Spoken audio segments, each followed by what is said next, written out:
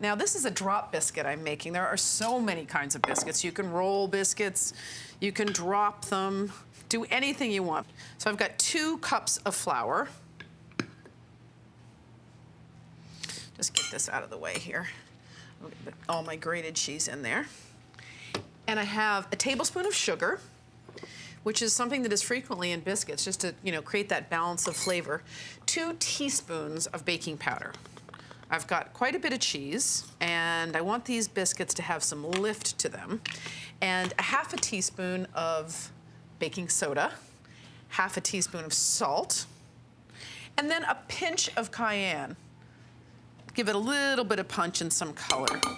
Now I'm just gonna grab a whisk and whisk up these dry ingredients just until they're combined.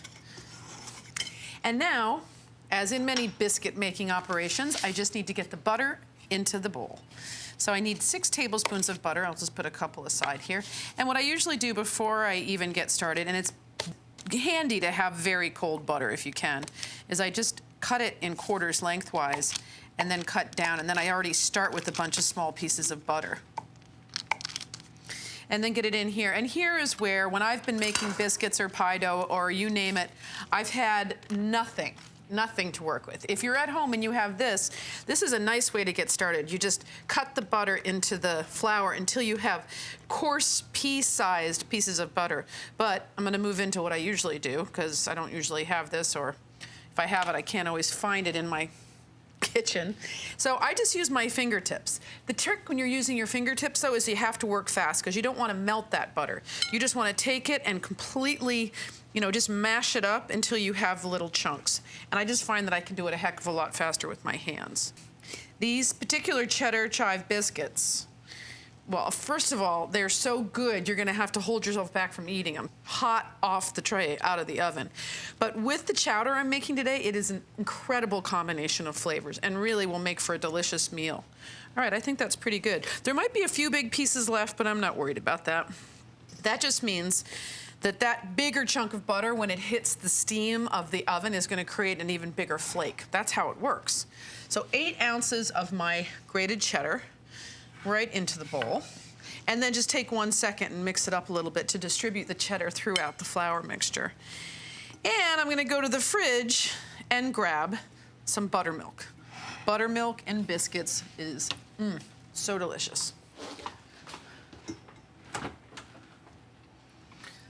Here we go. All I need is about 1 1/3 cup.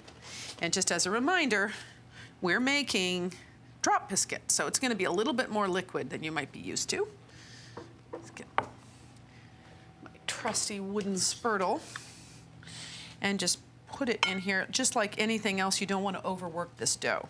So I basically just wanna stir it up until it's completely mixed, but I don't wanna be really beating it up too much. That way it stays tender. And that's almost it, completely done. Amazing. All right, the chive goes in, and then just mix it up. And that's it, a simple, simple, simple batter.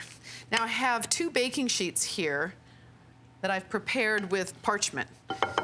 Back when I was making biscuits, when I was younger, with my mom, we never had parchment paper. It was always buttering. You'd sit there and butter all your trays. So it certainly comes in handy to have the parchment paper. And you want to put about 8 drops of biscuit dough on each tray here.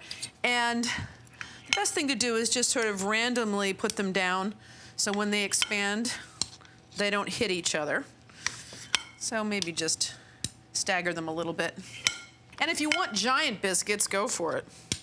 If you want smaller biscuits, sometimes it's fun if you're having a cocktail party to have smaller biscuits, and maybe you might have a roast ham or something like that, and then just make little sandwiches. 2, 4, 6, 1 more I'm putting on here. And I have my oven preheated to 425 degrees. It looks good, so I'm gonna just get this right in before I make my other tray. And this will cook in about 12 to 14 minutes. Thanks for watching. Hungry for more? Click here for more great recipes, and to subscribe, click here. Check back every week for more craveable recipes, leave a comment, and tell me what you think. And don't forget, head over to our other channels for Everyday Food with Sarah Carey, Martha Stewart Weddings, and the Martha Stewart channel.